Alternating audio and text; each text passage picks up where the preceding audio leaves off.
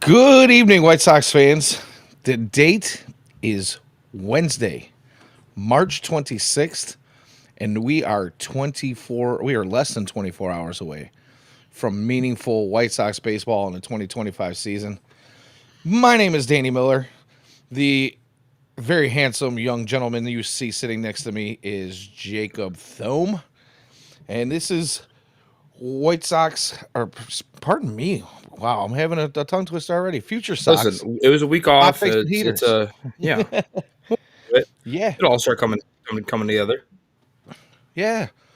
So, how you doing? Is Most of our listeners already know we skipped last week because you had a very severe case of pneumonia and found yourself in need of hospitalization. I hear.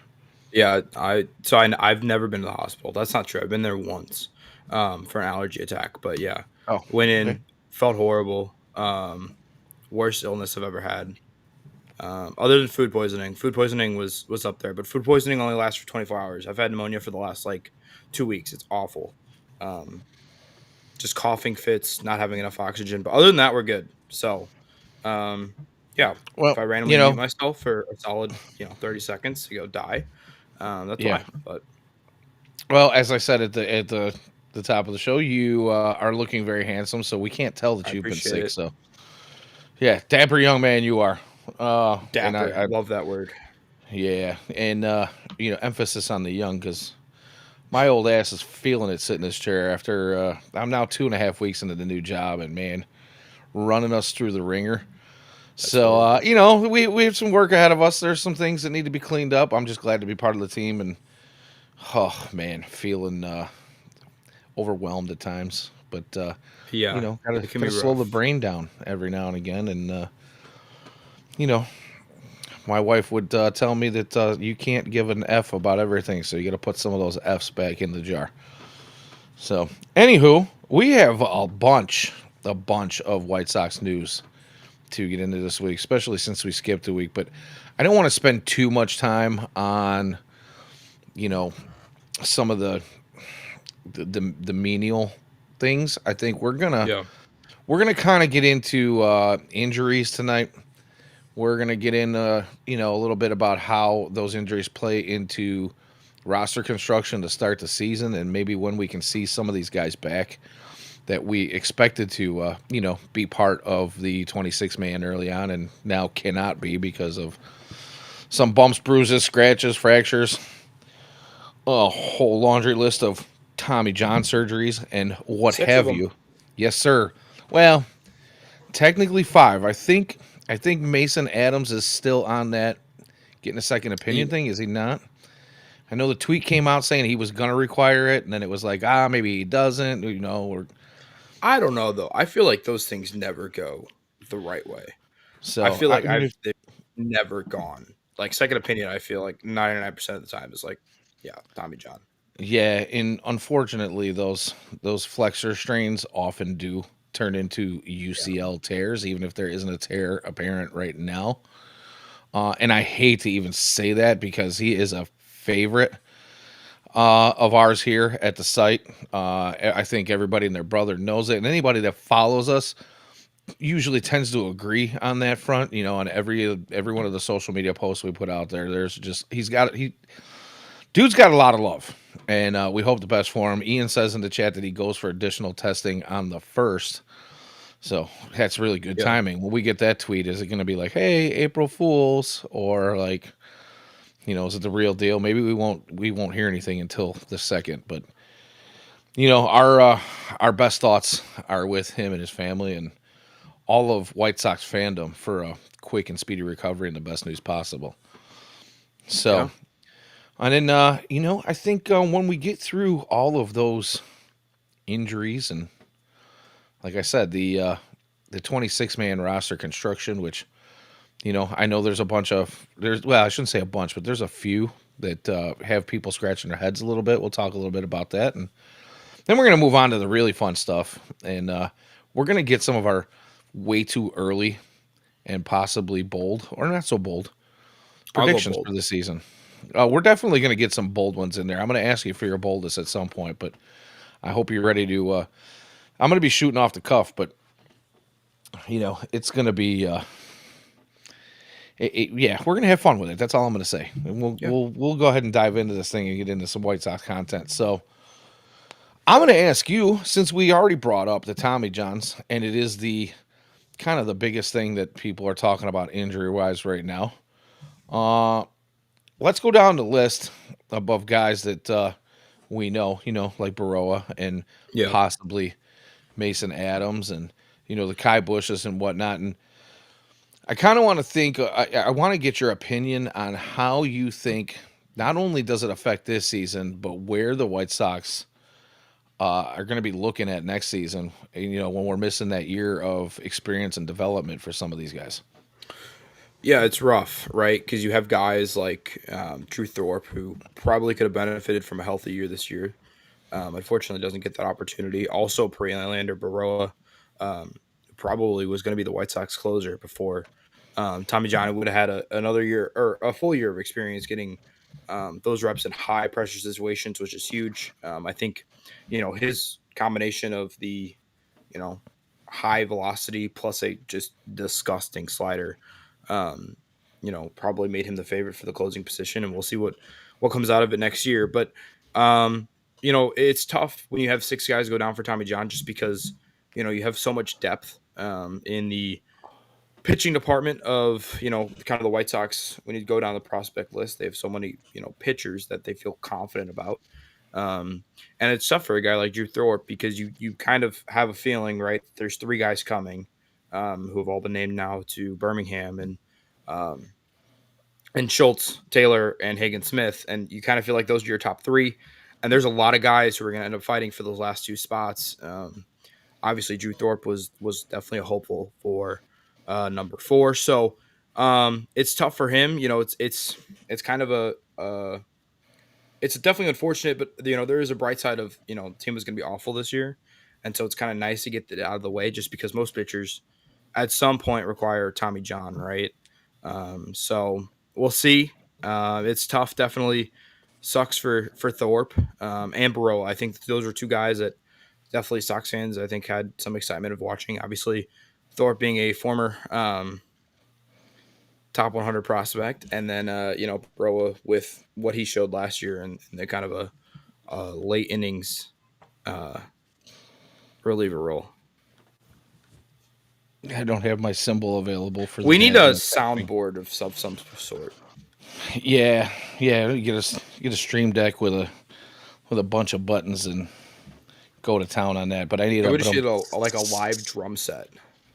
Oh, that would be awesome. Yeah, Yeah, that that would would be be cool. fantastic. I should get one of those. I think they do sell like miniaturized, like little ones. Yeah, and as the stream elements are showing you in the live chat right now, I did start the show with a heater specifically because I knew we were going to get into these injuries, and they give me the agita. You know what I mean? Yeah, They give me a little bit of a bellyache talking about these things. And one of the things you brought up in just that first little bit of discussion there was the amount of guys that the White Sox have that are in the system, in the minors, that are working their way up, that a lot of people feel really good about. But with six Tommy Johns happening in the matter of maybe like a 2 month span or so here, going back to like when did we see the first one? I think it was like Kai Bush was like back in February. No, yeah, I want to say. somewhere in there. There was a couple of announcements early on, and when people like us or Prospects 1500 or any of these other outlets that put out these lists of top prospects in an organization, and they start talking about the depth that the White Sox have, particularly on the pitching side, you see this amount of Tommy Johns and losing pitchers for Yeah, anywhere between 12 and 18 months, going through surgery and rehab, and then being ready to pitch in a live game, or even at the MLB level after going through throwing programs and whatnot. It just goes to show that you can never really have enough coming through, because obviously we hope that all these guys come back and are their best selves, just as good as they were before they went down. But it's not always a guarantee, right? And by the way, Ian says Blake Larson was the first one. Yeah. Yeah, and that does sound right. But yeah,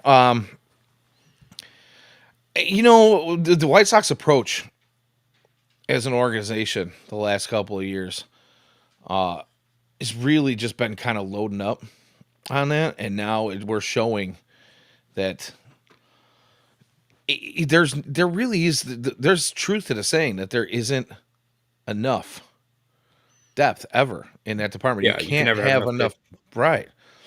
So, and now I'm glad that Ian's actually in the chat bringing up all these names. He's got the order of when these guys went down. So you've got Blake Larson was the first one to go down, then Kai Bush, then Baroa, then Corella, then Thorpe, and again, as we're still kind of waiting to hear on Mason Adams. Good evening, Wolf. Cheers, friend. Thanks for checking in. But as he kind of goes down that list, I want to get into the Juan Corella kind of thing and how that, well, maybe not so much. It's just he's another one that you kind of had hopes to maybe be part of, you know, at least your bullpen this year. Yeah. And one of those guys that I think they were possibly trying to get a little bit of value out of and then be a flip candidate at some point. That also changes the way the deadline goes. And I just kind of wanted to see if you had any thoughts on that and how all these injuries affected the trade deadline for the White Sox. Yeah, I mean, obviously there's some difference, right? Because you have more guys, you have more openings. In terms of the deadline, you're gonna have more spots in the rotation. I think the big thing for me is like, it's we talk about six, right? But like majority of these guys were getting ready to be in the MLB either to start the year when you talk about Bush or Thorpe, or eventually down the road. I think Mason Adams probably had a shot, at least later down the year of making the team. Baroa obviously was going to be the closer. We've mentioned that. Corella, I think, had a shot. Obviously, Blake Larson's a guy who was drafted last year, so I don't think he was. But Right. I think of the other five, like all five of those guys, I think had aspirations of making some sort of impact on the opening day, or not opening day roster, but the major league roster at some point this season. So I think it opens up more opportunities for guys like Shane Smith to kind of get some meaningful time in the rotation. I think when they drafted him, with the first overall pick in the Rule 5 draft, they were thinking reliever. But with the injuries to Thorpe and, Bush was a guy who was started in the minors. Obviously, he came out of the bullpen a little bit as well. But, with those guys going down, it opens up the opportunities for guys like Shane Smith, who, was a Rule 5 pick, and now he's going to get a shot in the rotation. Yeah, and I think it's probably a fair assessment. And the reason I bring it up is because it's been one of those points that Sox fans have kind of talked about over the last, basically since the end of last season, after what was an extremely disappointing season and setting that loss record, or at least the modern loss record. A lot of folks have just kind of taken to what we do here, and focus on prospects and rebuilding the organization. And now having these arms go down, you might actually end up having to rely a little bit more on some of those guys that you thought of as flips at the deadline. Yeah. You may not trade one or two of those guys. Now, if you feel comfortable about some of the development that's happening at the lower levels, you want to give a guy a shot who's, maybe not 100% ready, but you're gonna give him his taste. I can see that, after some of these flip candidates happen this year that still remain healthy at this point anyway. But I think, it isn't even day one yet. We still have till tomorrow. And it's it, you're gonna incur more injuries as the season goes on, especially in the pitching department. And it kind of just makes me wonder, like, how much can the system take before it breaks? As Ian points out in the chat, AAA depth has gotten quite a bit thinner. And the thing that I can say about that is Charlotte hasn't necessarily been the most fun team to watch the last couple of years. You know what I mean? They've got, either some really good on the pitching side and no hitting, or some hitting and no pitching. Their records really don't, bode well. And then there was this hope for people that watched the minor league system and paid more attention to that maybe Charlotte might actually be a fun team. The Knights might be a fun team to watch this year, and now you're kind of thinning up on depth. And you might end up being thinner come deadline time when instead of trading guys, the Sox are actually depending on some of these arms to come up and just finish out the remainder of the season. So that's always kind of tough to see. All of these guys going down puts a strain on the entire organization from top to bottom. You may end up seeing guys get moved up a level that aren't quite there, but you hope that the changes in coaching and development and the organization and the hiring of not just new personnel but more personnel, from what we've been kind of told, you kind of hope that that carries over to when we are actually having to push. So, anything you want to kind of get into in the pitching department at all? You want something you want to talk about there that I haven't Uh, asked you about or touched on? I thought you touched on the comment. Talking about Spencer Turnbull, I'm really surprised. I thought you know he was a guy who pitched well for the Phillies last year. I'm surprised that the Sox haven't reached out. Obviously, he had a good year last year. Let me pull up his stats real quick. I mean, the dude pitched to a 2.65 ERA, right? So, um, great comment. I'm surprised. He seems like Yeah, a guy thanks, who could be a Wolf.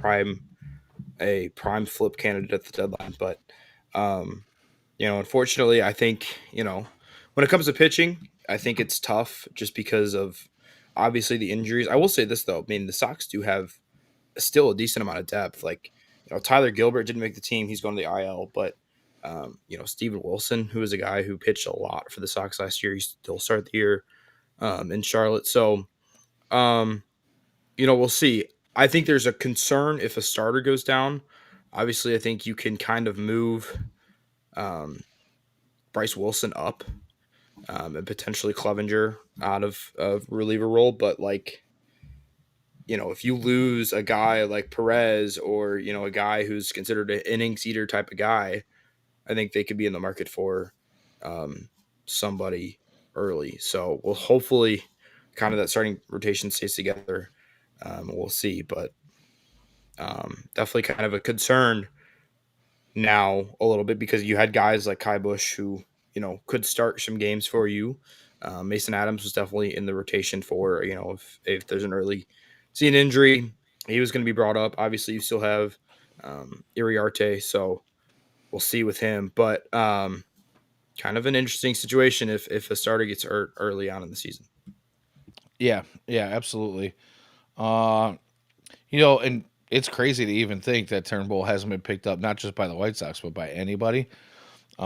Again, there's a comment that says if he wants a job, maybe he doesn't. Maybe he's, there. I don't think there's going to be any kind of like whispers of retirement or taking a season off with him. But you never know. You never know what's going through a guy's mind. Maybe he's taking some time for himself. But a guy who's pitched as well as he did last season usually doesn't just hang it up, right? So we don't know exactly what's going on there. It just seems a little out of sorts. My guess is Or money. someone, it might be money. It might absolutely. I mean, in most cases, it usually is, right? So, all right, Lots moving of it. on. We do have some position players who have also kind of gone down with injury, and that I there's no doubt affected the way the 26 man is going to be constructed, at least for the first few weeks of the season. So I'm thinking we can kind of get into some of those, and I would like to hear your thoughts on What you think about Mr. Man with the hairline fracture and why so many people were upset about the thumb fracture and the White Sox sending him down and reassigning him, or actually releasing him. Yeah, it's a tough release. I think it's kind of tough because you have a lot of guys who are unfortunately going to start the year on the IL or not where they want to. Obviously, we talked to Colson a little bit. He had a back injury. He got sent down. Um, you now have um, Rojas and Talkman, who were your two marquee free agency signings. What an offseason. And they're now starting the year on the IL. So you bring in guys like Greg Jones, who I know is going to start the year in AAA, but um, you have to bring in guys like Jankowski. Matan makes the roster. You have, Amaya probably wasn't going to make the roster if Colson stays healthy through spring training and is able to put together something. So, um, it definitely affects everything. As you mentioned, you know, Drury, I think it makes sense though, because, um, you look at Drury and like it's probably what, a 2 month injury plus warm up time. So, or yeah, it's probably a 6 week injury plus warm up time. I'm not a doctor, but you're probably looking at 2 months. You're right on top of the deadline. That's definitely a guy you're going to want to flip at the deadline. It just doesn't make sense to have to burn an additional 40-man spot um, to try to put him kind of on the IL and then work him back in. So it's tough, but not really surprised that he was released. I think there's a lot of outrage over Drury that I didn't understand, just because from a roster construction standpoint, you were going to have to burn a 40 spot, especially because you brought in three guys um, who were going to, need 40 spots. And that ended up being true in Matan, Jankowski, and Clevenger. And you only had two guys going down. So Kolas gets the bump. Um, and you were probably going to have to move another guy on top of that. So just wasn't an obvious move there. So not really surprised that a Drury didn't make it, but it's tough because I think he had one of the best springs for the Sox. He Yeah, was back. he looked like shades of his own self, or maybe not even shades of his own self. Like he'd kind of returned to the form that he was known for, and I think a lot of Sox fans, including myself, thought he was a shoo-in to not only make the roster but possibly be a regular starter. Yeah, Uh, and then the news came out, and I think a lot of people may have missed the news about the broken thumb. So I think that's where a lot of the outrage came from. Like, I don't understand this. This doesn't make sense. Why are we releasing this guy? And I think the protections in releasing a man who's injured and who is coming off a bit of a down season, regardless of what his spring training looked like. I think he's probably the type of guy who, is going to clear waivers. He's going to make it way through. Nobody's going to pick him up and claim him. I think the White Sox have an opportunity to re-sign him into a minor league deal and kind of stash him somewhere until he does get healed and rehabbed, and hopefully when he's healed up comes back looking like the same guy he was in spring camp, and could fill a hole, whether it be in Charlotte until they feel like they need to bring him up. If the guys that we've got playing on the roster now, the middle infield is playing well, uh, who knows? You may end up trading one of those guys. There's a handful of guys out there that are either out of options or are just kind of up against the wall. They have to show something and prove something, and if they can get value back on them, they may just do that, and then pull a Brandon Jury up to fill that hole. So that one, it's another one of those injuries that just, even with a bad White Sox team or one that isn't expected to be, in contention for anything other than a possible, not breaking their own record, yeah, he did have big implications for, the way this team is rostered and put together. So it is unfortunate for him. yeah. It's a tough break for sure. Kind of see what, like you said, I think he's potentially got a chance back on the team. Obviously, I think there's interest from him. Obviously, his former hitting coach is here, so I wouldn't be surprised if he ended up back after the injury or Yeah, definitely somewhere some familiarity for downstairs. sure. Yeah. Yeah. And then, you know what? I kind of wanted to stick a little bit with the injuries just to get them out of the way. But you have mentioned before on the show that you are a big Oscar Colas fan, and you brought him up in your commentary a minute ago. And I have to check in with you. How you feeling about this, man? Yeah, it sucks. I, Listen, I mean, I guess you could end it right there, right? no, I mean, I saw somebody put out a tweet today. Somebody on White Sox Twitter was like, "Man, worst tweet of all or worst bet of all time was like him to win AL Rookie of the Year in 2023." That was a popular bet among White Sox fans. Um, what a fall from grace, though. I do think he ends up back with the team somewhere. I don't know if he gets claimed. He had a bad year last year in the minors, fighting injuries and stuff.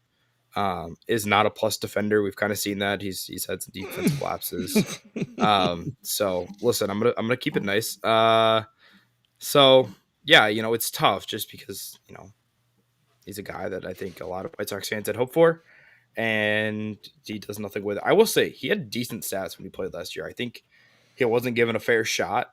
Um, but also I don't know if he's done stuff since he's gotten that quick boost to the majors to earn another shot. He didn't have a good spring, um, and struggled last year in Charlotte. So we'll see if he gets cleared and goes down to Charlotte and makes some crazy return. But definitely a disappointing career so far for Oscar Colas. Yeah, unfortunate. He was supposed to. They've been talking about it pretty much since the second they brought him into the organization. That this was a guy who was supposed to have a big bat, right? Some power and could hit moonshots, kind of like Luis Robert. There were some things that he needed to work on, but we have just been looking for that corner outfield for forever and a day, right? And there was hope that maybe he could, climb through the system and be the guy to take that right field position. Because I feel like we've been talking about it for 2 decades at this point, or at least Yeah, since almost since like Jermaine Dye left the team, right? yeah, So it is unfortunate, and I think I don't know if I'll agree with you if he gets brought back because I really don't know how the current regime feels about him. There was always whispers about the past regime, having some let's just behavioral. I don't want to say behavioral, but maybe attitude issues. There was always that kind of hint of at that stuff lingering in the background, and certain coaches didn't like them because of those kinds of things. And I don't like to speculate without knowing 100%. But if any of that was true, even if an inkling of that was true, I believe that makes him less appealing to yeah, other organizations. And since the White Sox do have a familiarity with him, I think that probably makes them the leader to pick him up and, like you said, reassign him somewhere in the minors and maybe continue to work with him. But I just needed to check in on you, man, because I mean, you said it with you were just very emphatic. Let's just say that when you said huge fan, and I was like, okay, all right. Good for yeah. you. And I just, I want to check your head, man. After being No, sick, and then your best bud getting the old heave Cuban ho. Otani no more. Yeah, It's all right. yeah, it's unfortunate. I'll hang a Colas jersey I don't have and some red gloves somewhere around here, and give him a proper farewell, proper White Oh, Sox I want to farewell. see. I want to see a whole wall of red gloves, Willie Mays Hay style. Yeah, that'll do it. All right, That'll do it. all right. Moving. How many people you think own a Oscar Colas jersey? There's got to be someone out there, right? I've actually seen them at games, although they are few and far between.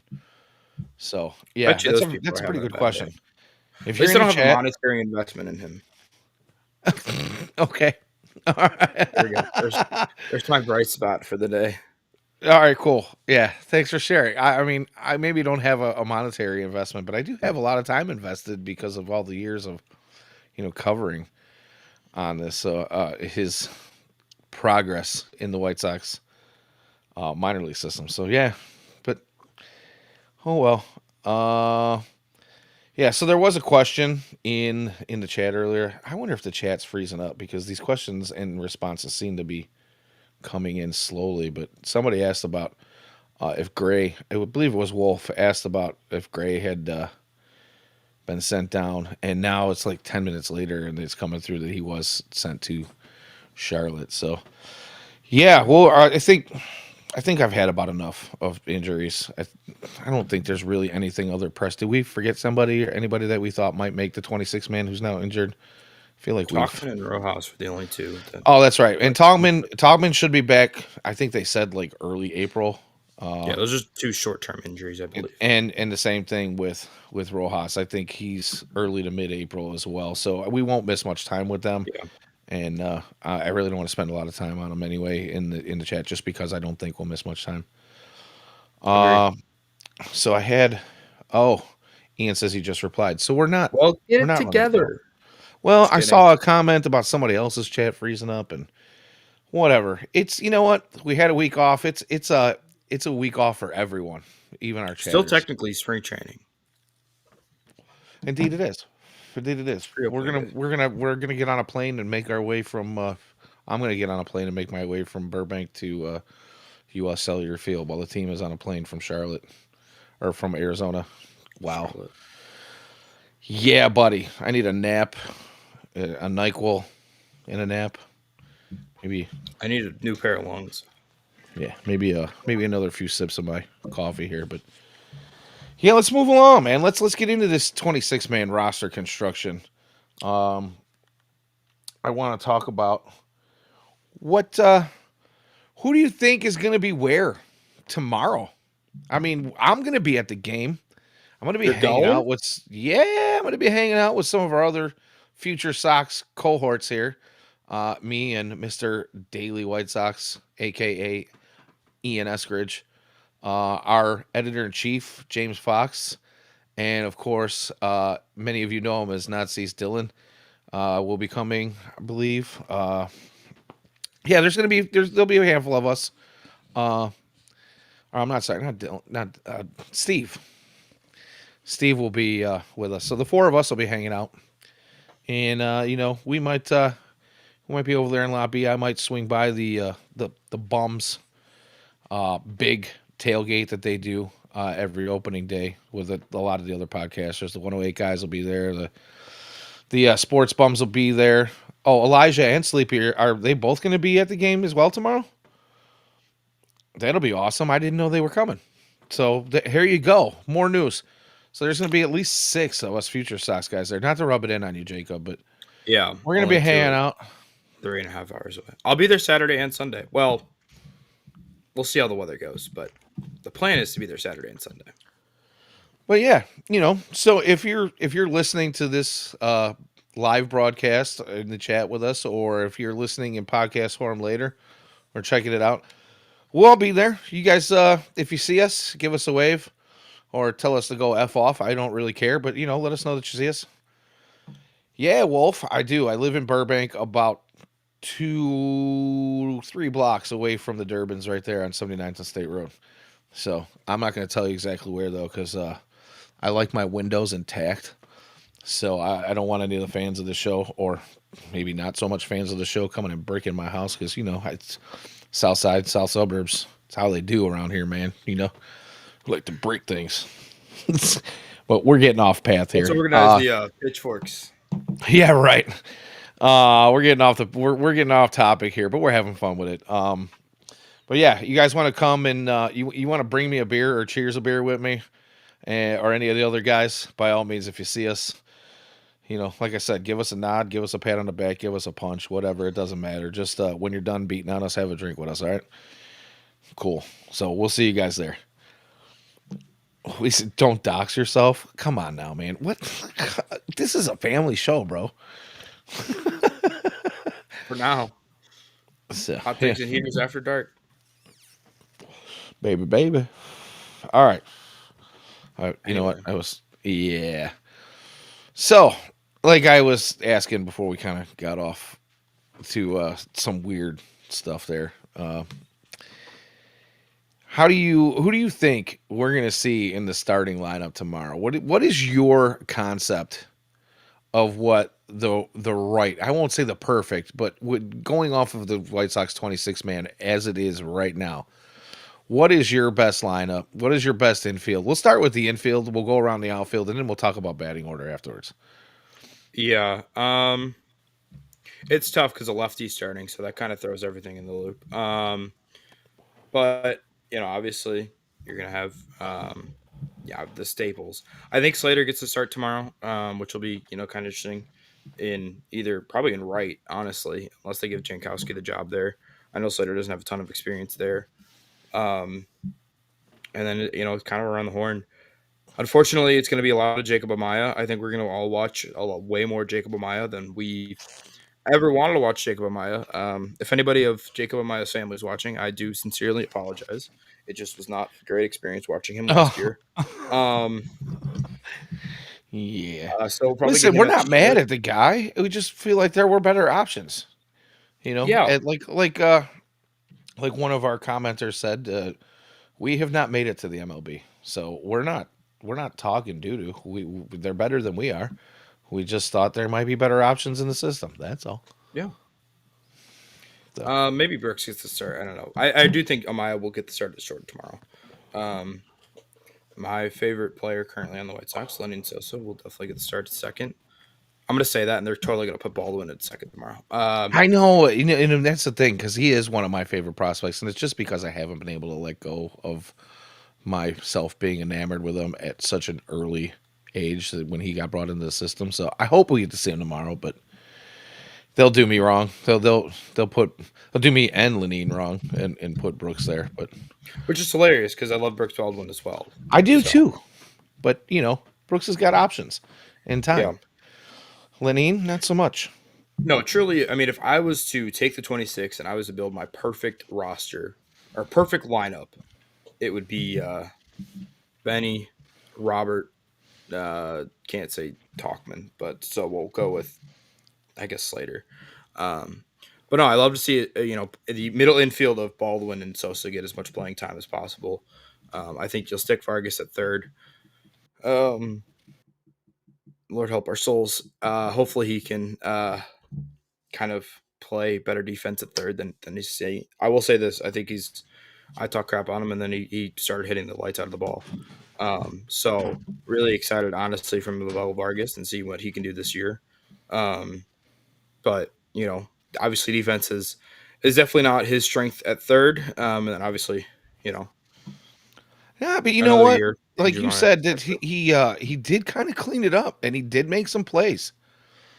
Vargas at third base. So, you know, I'm willing to eat a little bit of crow if he proves me wrong this year. I asked him to do it, and it was almost right after that show. I was like, "Hey, man, make me look bad. Prove me wrong. Right. I want to be wrong about those the uh, the West Coast bloggers that I read about, and make all the other people that told me I was wrong. Make them right. I'm okay with it because that only means that the White Sox are moving in the right direction, and that gets made a good move. Yeah. Listen, I like Miguel Vargas. I mean, he was a top 100 guy last year, a former top 100 prospect. Hit well in Los Angeles. Had a really good spring. Turned it around in the second half, and hopefully he can be a guy who either sticks at the DH spot or even sticks at third. We'll see. But I'm kind of excited for Miguel Vargas. Of course, I'm going to say that, and he's going to get just horrible, horrible season because I'm excited about him. But um, we'll see. Well, He's if that definitely one of the happens, Brian Ramos will be waiting to pick up the pieces. Yeah, he's not far behind. I think the elbow obviously needed some work, Yeah, he's not. but he's coming. He'll be back at some point. When that Yeah, is, I don't know, but he will be back at some point. So, uh, I hate to state the obvious, but we haven't talked much about first base because we pretty much know who's going to be there. Who do you think? Who do you think gets a start there tomorrow? yeah. I think Corey Lee's first baseman of the future. No, I was kidding. It'll be Matt Duffy. Not going that hot take. No, listen. You know, it's the fifth year of us all hoping for an Andrew Vaughn breakout. Oh, We'll see if we finally get it. I doubt it. Listen, I think you know what Andrew Vaughn's going to be. He's going to be a league average hitter, below average defense at first base. Doesn't have enough pop to play first base. at least he's So fast. Yeah, if you want to call that fast. Well, he's faster than Paulie, but that ain't saying much. So There's a lot of people who are faster than Paulie. I think everybody that ever played the game of baseball was faster than Paulie. Not Yasmani Grandal. Oh, you're right. He had like -4 speed on the show.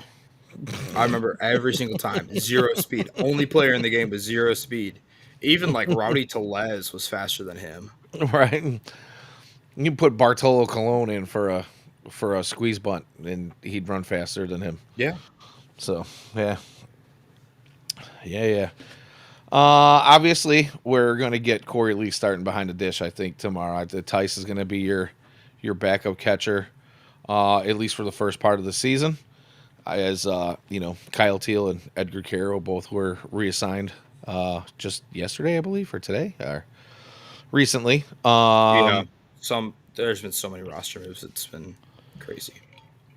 Yeah. So I mean, I think that pretty much can't argue. Yeah, fleet of foot is right. No kidding, guys. Uh, I think I can't really disagree with you on what I think the opening day roster will be tomorrow. And unfortunately, those ones that we can't really nail down are probably anybody's best guess, to be honest with Right. you. You know, so we'll see how that goes. It again, it's unfortunate that a couple of guys got hurt, and we can't really expect to see what the intended, you know, most regular roster would look like, or you know, starting lineup would look like. But as they say, it is what it is. So, uh, as we tried to predict that, I think it's time to move on to our season predictions, bold or not so bold. But I really didn't prepare an actual list. I thought we'd kind of just shoot this one off the cuff. Maybe get the chat in here to ask us what they thought. Although it seems like the chat's pretty slow tonight. I'm imagining a lot of the chat is actually at the 108 day before pregame show. They're doing a live show at the Romova Theater tonight. So shout out to those guys. You know, Ian and I went last year. Obviously, we are not there this year, but knock it off, Ian. I'm not saying 74 again. Not even close. But I love you for it. That one's gonna live on for years and years and years. That's gonna be Ian's gonna have the Tony Turkey trot when we had Tony La Russa running across the screen. You know, to go out and protect his guys, or the 74. Those two are just never gonna go away.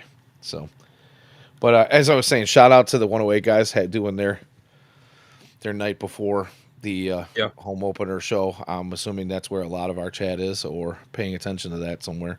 So, unfortunately, I can't. Please, just go ahead and make that 74 emote, Ian. I really appreciate that. Just rub it in some more. I tried to retract that almost as fast as I put it out there, Jacob. I don't know if you saw that show, Didn't. I mean, once it like left my lips, it was in the ether. It was out there. I put it out in the universe, and you can't take that back. The internet never forgets, my guy. Never forgets. It's all right. They'll all forget when I go over 82 and I say we're gonna have above 500. I'm just kidding. That's a little too hot. That's like on fire. That might require an OnlyFans. Yeah, we have to give a subscription out for that one. You got to get Patreon to get those kind of predictions over here. So, all right. Do you have a specific prediction you want to start with, since our chat is a little bit slow and I really You didn't want to plan start for with the that? record? We'll just get that out of the way. I mean, since we're on it already, why not? Where do you think the White Sox record will be at I'm the going end with of the season? 58. You're going with 58 58. is my number. That's probably Can way I get too a high. 58 emote, Ian? Listen, I 58 is still under or over 100 wins. I think that's fair. I think due to like just positive regression of they can't be as sucky and unlucky as they were last year, they'll just naturally. I think 58 is the number. Probably still too high. They'll probably be like 53, but I'll take it. 58's my number. All right, I'm going to write this one down. Wolf Larson in the comments says his bold prediction is, or one of them at least, is Miguel Vargas is going to have 15 plus home runs.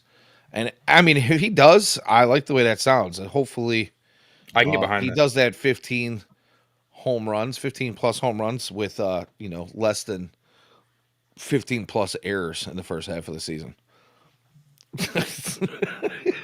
I wasn't gonna go there, but I'm glad somebody did. Maybe he does it as a DH.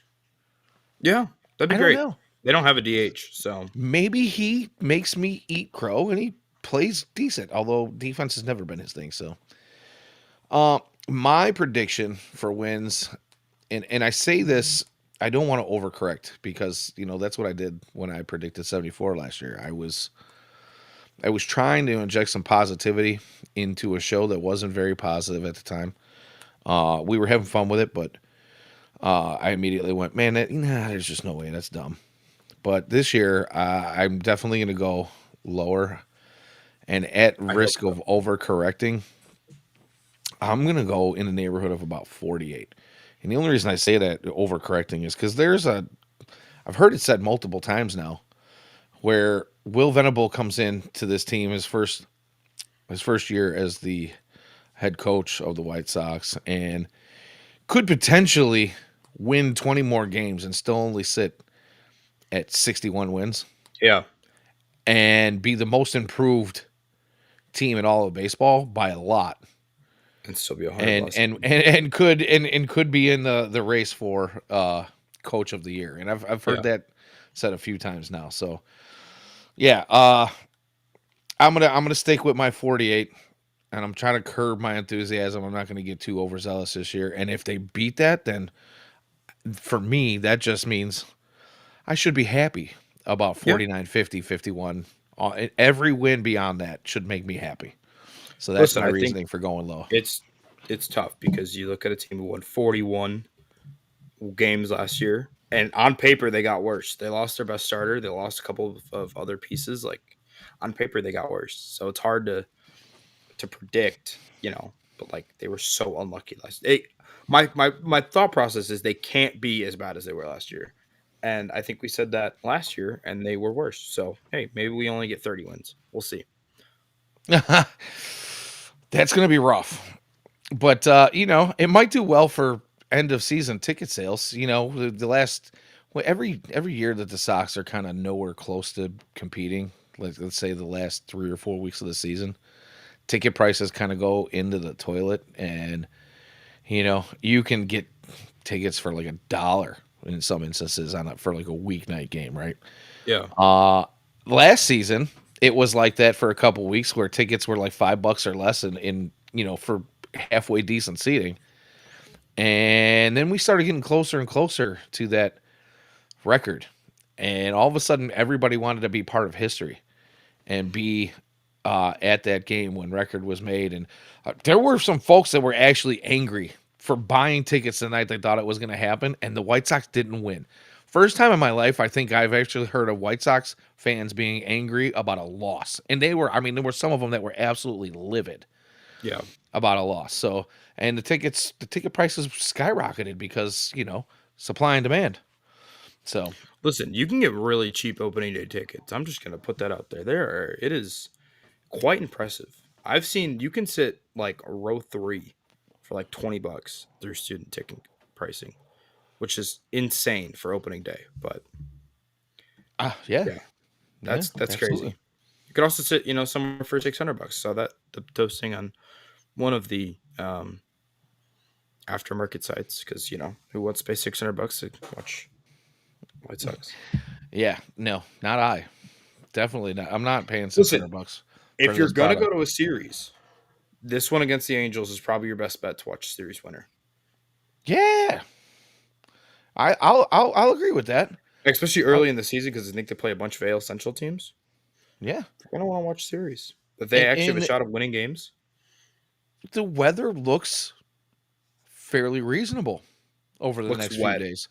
Well, temperature wise, I should say, Yes, fairly reasonable. I mean, we're looking at I think mid to upper 50s tomorrow for us. And then Saturday, I think you're close to 70 if I'm not mistaken, or was that Friday I know they're talking about Friday 70 or 70, 75. So, 60s or upper 50s.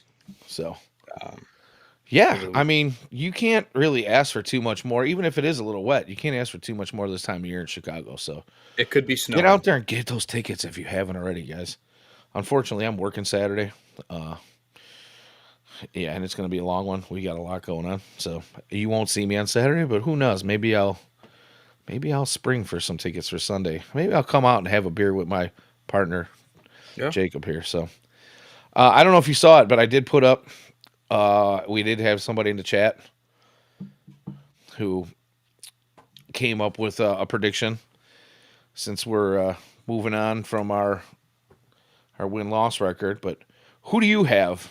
Who do you think if you had to predict right now? This is a way too early prediction. I'll throw that one out there, but we're gonna give it a go.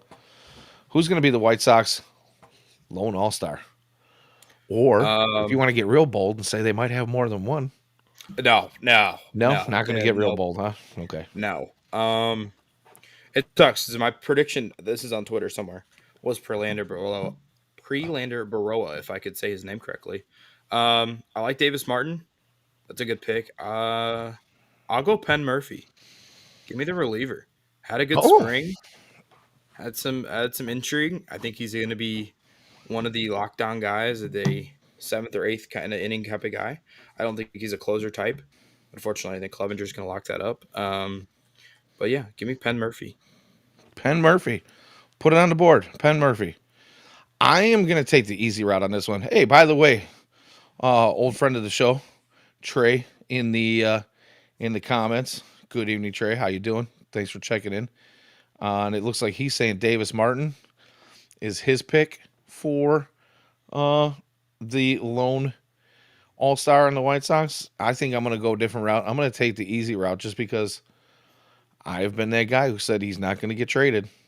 So far, I've been right. I did. A lot of folks thought he was going to get traded before the regular season started. He's on the 26-man roster, and he will be our starting center fielder. Hey, we still For have 9 hours. you're No, true. a lot more than 9 hours. But Yeah, I was going to say, by the time we started this broadcast, the game probably would have only been over 24 hours in the future. Just, maybe done by an hour or two. yeah, So, uh, but yeah, I'm thinking that I'm going on a little bit of a limb here, but I think that the White Sox ask for Luis Robert Jr. is something that they're going to stick to their guns to, and they're going to. I just feel like because he hasn't been traded at this point, it's indicative of spring training numbers not meaning a whole lot to GMs at this point, and they're going to want to see a little bit of sustained success and health from him. So I believe he would. I don't think he gets flipped before the deadline. So I'm thinking maybe he makes the All Star appearance for the White Sox before he gets traded at the deadline. That's my prediction. My prediction is he stays healthy. Number one, that's the bold prediction. that's I think the hard part. The second part of the bold prediction is he's still with the White Sox come All Star break. And then the third part is the easy part. If those two things happen, he will be the lone All Star. Yeah, I think that. I mean, that's the easy way out. But I mean, that's the most realistic option for sure.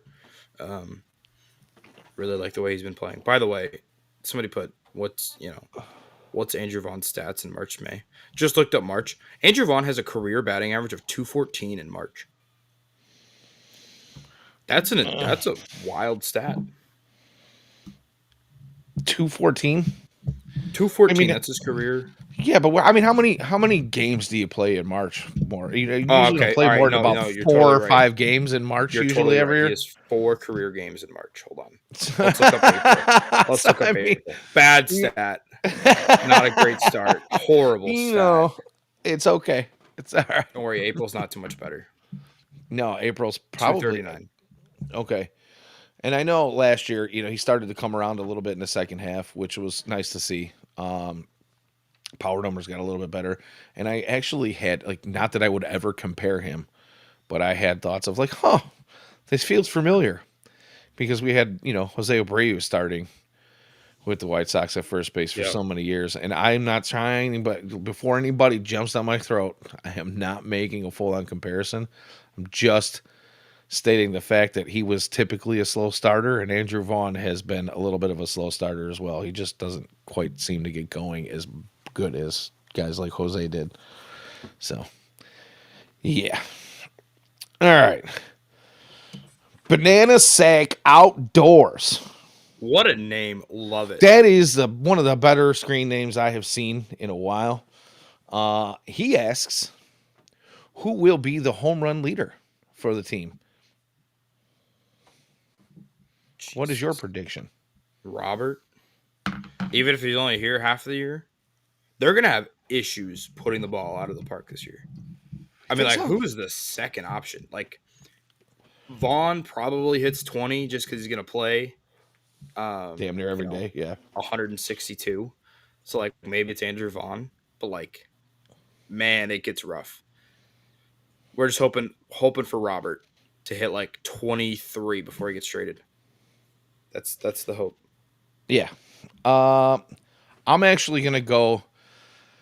If Robert stays with the team longer than we're expecting, it's a no brainer that he's going to be the home run leader. But before I do that, if he does get traded, I think there's a chance that Benny maybe eclipses him by a hair by the end of the season. I think You think he Benny, outhits Vaughn? if he shows what he showed in the second half of last season, if any of that carries over into this season, I think he's got a shot. I think he's got a shot at out hitting Vaughn. Just because I can't see Vaughn has never really had a level of consistency. At least Benintendi at points in his career has, where he's had full seasons that are, a little bit more consistent than that. And I'm just waiting for Vaughn to turn the corner. And like you said, this is probably his last chance. I just think Benny has the capabilities, if he's on, to hit more than Vaughn. I think Vaughn probably could hit more, but he's just never on all the time. He's not consistently hot or Yeah. My hot so. take would be if we're going hot take, it'd be Vargas or Lenny Sosa. I think That, Sosa's got serious power. I mean, if he gets a lot of playing time at second, I think he's got serious 20 home run upside. That might be the hot take of the show, but so Wolf says he thinks there's a chance that one of the relievers makes it. Like you said, Murphy is yeah, the lone all star. So, but yeah, I think Manasak is agreeing with you, even if traded. Luis Robert Jr. Oh, thank you, Trey, for your generous donation. We much appreciate it. By the way, guys, all super chats are appreciated. We will definitely highlight your comment for that. Uh, Trey says Tice Sosa, and let me get this right. Is it Maitan or I think Matan it's. or Maitan? I have no idea. I'll figure it out. There was a, there Could was a probably buy it an tomorrow. pronunciation tweet / list that went out, and I kind of missed that one. But Amaya all in the lineup, so And yeah, Taylor. Don't forget. Taylor, yep, a lot of guys that we didn't necessarily predict right off the bat, but that's what happens when guys go down. So There could be thank some you for that, ugly Trey. lineups. There could be some really ugly lineups, especially early season. Yeah. So I'm gonna go down. I'm pretty far up on the chat here. I'm gonna get caught up, but there's a good question. Do you think anyone that got called up could make anyone that gets called up maybe be the guy? You think there's anybody creeping around in the Um, minor league system that could end up being the guy? I mean, the answer there would be Elko, right? Oh, I mean, I mean, if Vaughn gets hurt, Elko's at least got the power. I've come out and said that I'm not a big Elko guy. I think his chase rate's too high, but like if there's a guy who's going to get called up, who's going to put up. I mean, Elko, if he played a significant portion of the season, I think could put up a 20 plus home run season. I wouldn't be surprised. he I think the could be the strikeout guy rate that. Yeah, would be going back to 40%. that leader, the home run leader, he could be that Right, guy actually. right. I mean, if you're gonna talk about guys who get called up, I don't think Ramos has got insane power potential. Elko at least has a little bit of power. and has shown it at every single level. So I think if anybody's going to get called up, that's going to lead the Sox in home runs. I would assume it's Elko. Yeah, I'll agree with that 100%. I don't know when we see him. Obviously, there were quite a few people who would like to see him start at first base every day. Yeah, I'm not one of those people. He did not make the team out of camp, but that could change rather quickly with the way this 26 roster, the 26 man is kind of built at the moment. I think there's going to be a lot of shuffling, and it's probably going to occur fairly quickly. I give the current lineup no more than about 2 weeks, maybe 2.5 weeks before we see at least one or two shifts right off the bat. And I think I'm kind of basing that on when maybe Rojas or Talkman come back. So Yeah, those will probably be the first two guys we're going to see come back. But then I think shortly after that, you're probably going to see some moves being made too. Guys struggling, guys really aren't, contributing. There's going to be some movement. So there's a lot of veterans I think who are going to be on short leashes to start the yeah, year. absolutely. I'd look at the three that made the team this year, who had to be added: Jankowski, Matan, and I think even Clevenger potentially has a short leash. Yeah, I won't disagree with that at all. Friends or not, as it's been speculated in the upper echelon of the team, he's. I mean, everybody and their brother is questioning how long he's going to be around. So Wolf asks who's going to be the leadoff man tomorrow, and I don't even know if I want to touch this one because I do not envy Will Venable at all. But you want to take a stab at it? Oh God! All right, Let's go to the 26. uh, Robert. Jacob I mean, Amaya. I mean, you're let's go. laughing. I don't know if that's a crazy take. Let's go all in on the Jacob Amaya talk tonight. Why not? Austin Slater. I have no idea. It honestly Slater's might be not a Luis bad guess. Robert. It might be Luis Robert. Just give him as Yeah, many plate appearances as possible. I don't know. They don't have. I mean, like Brooks Baldwin would be like your typical like contact first type of leadoff hitter, but they don't have anybody else. yeah, and I mean, he's not. Brooks Baldwin isn't like Billy Hamilton speed, but he's got a little Right. He bit of doesn't have any wheels. speed.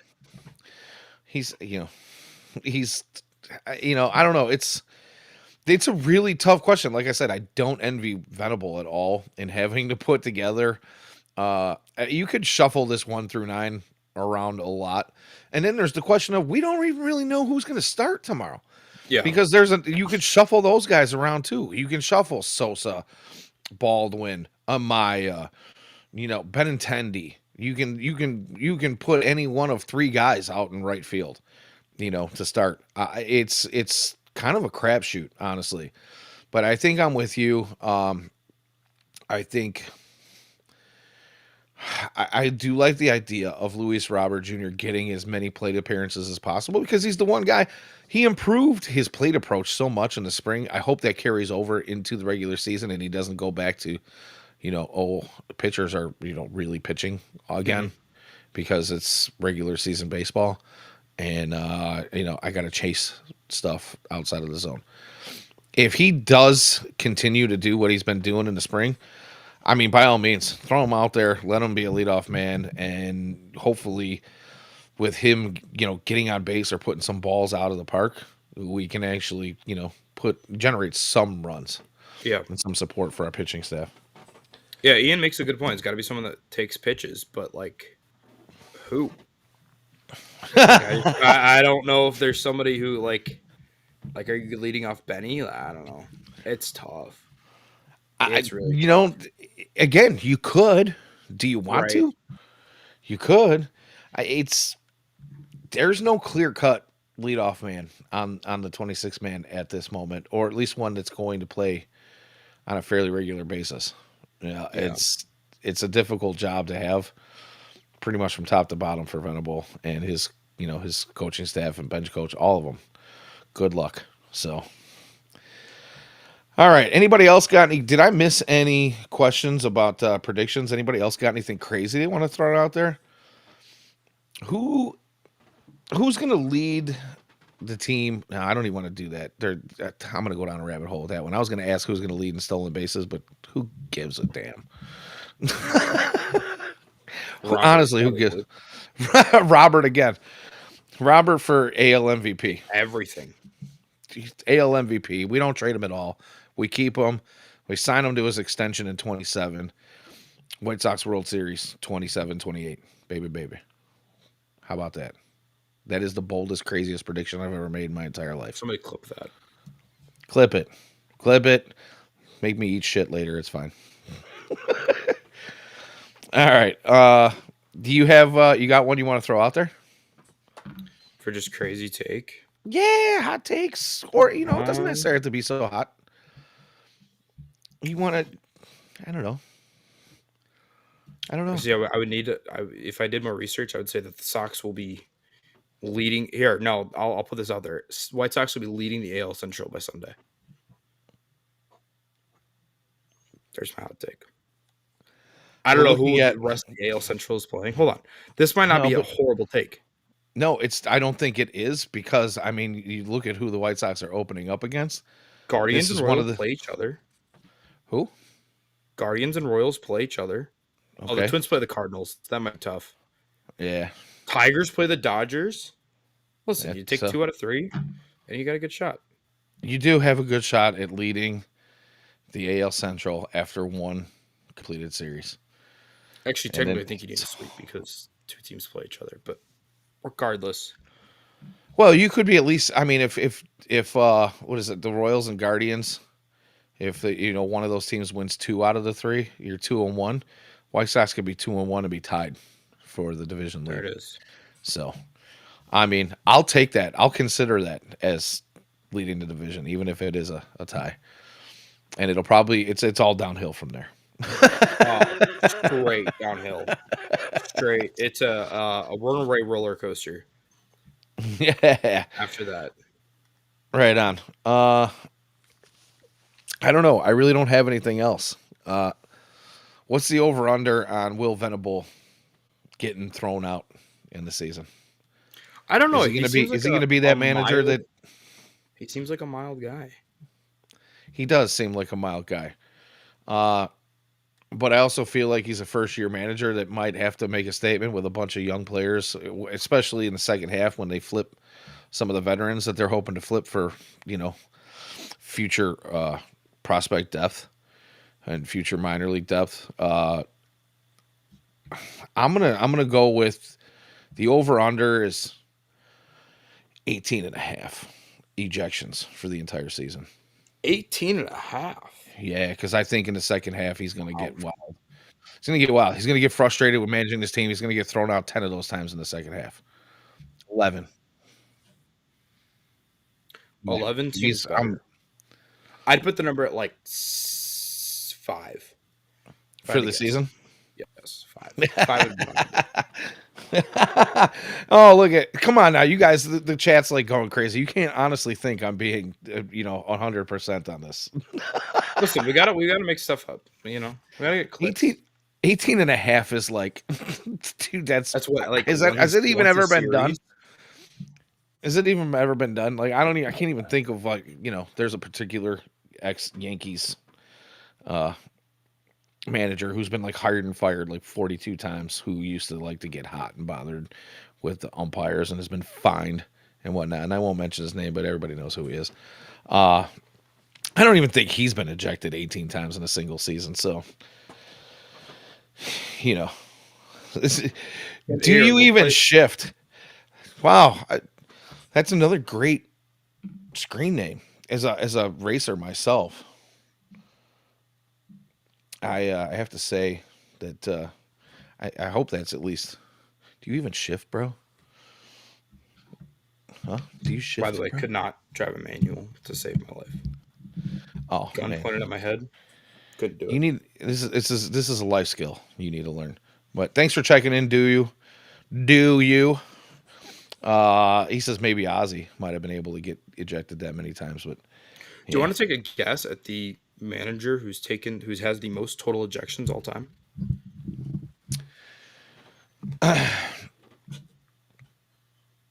Is it a Yankees manager? No. Okay, well then that NL takes up East.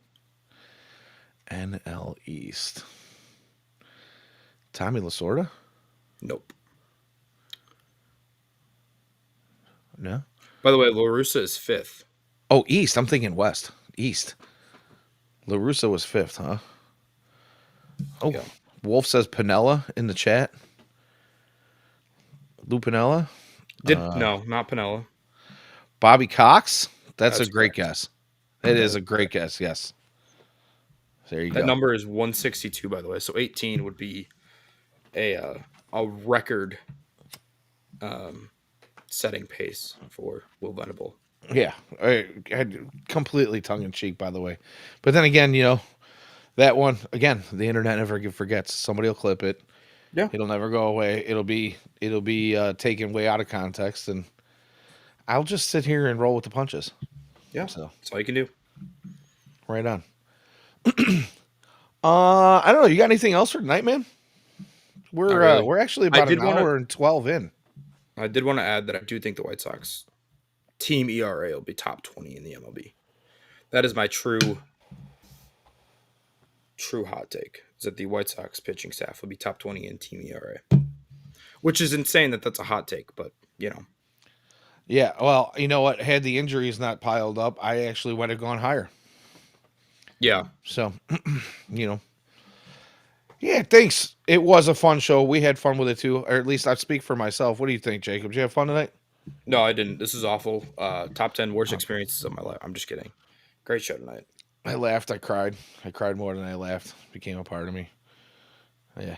All right. Well, I think we're gonna wrap it up unless the chat comes up with something really good in about the next 10 seconds here. So, I am going to just call it a night. We do have White Sox baseball to prepare for. At least I do tomorrow. I'm sure Jacob will be following along as much as he can on television. I will be Uh, mentally we'll be preparing. waving at you from the stands when we I don't know when one of us tries to dive onto the field or whatever after a few adult sparkling beverages. But yeah, You know what we'll that be looking means? for. What's that? See who hosts next week because it won't be Danny. He'll be in prison. Right? Actually, How many I think it's only billion? 24 hours. Yeah. Well, the jail stay is, but the ban from baseball is for life. So, or at least from the rate. So, anywho, yeah, we'll be looking forward to shaking hands and kissing babies out there tomorrow. You guys, like I said, come on over and see us. We'll do a cheers, a toast. Give me a punch. We'll just be, just be nice afterwards and have a drink with me when you're done beating me up. We'll be in Lot B. We'll be hanging out. I will be at Reggie's for a couple hours before Lot B opens up. I'll be at Reggie's at 11 o'clock in the morning. As soon as they open their doors, we'll be having some cocktails on the rooftop, and then we'll see you over at Lot B. For my co-host, Jacob Thome, I am Danny Miller, and this has been Hot Takes and Heaters. You can find us Wednesday nights at 8 p.m. most weeks, as long as one of us does not come down with pneumonia or else. You can find us also on YouTube and the Purple app for all of our written content and Patreon exclusives. You can find us at FutureSox.net. Check out all our MLB highlights and prospect highlights right here on our YouTube channel as well. Ian works tirelessly for that. And he provides the most comprehensive video highlight reels that you're going to find anywhere for your minor league system. Do not forget to like, subscribe, smash that like button, annihilate it, break your keyboard, and then hit that little bell for notifications. And if you do like any of our content, like the wonderful Trey Williams did tonight, our super chats are always open when we're live, and you can always subscribe to our Patreon as well. So, like I said, for my partner Jacob Thome on X at jthome21, I am Danny Miller at Danny Miller FS. You guys have a wonderful night. This has been Future Sox Hot Takes and Heaters, and until next time, as always, go White Sox.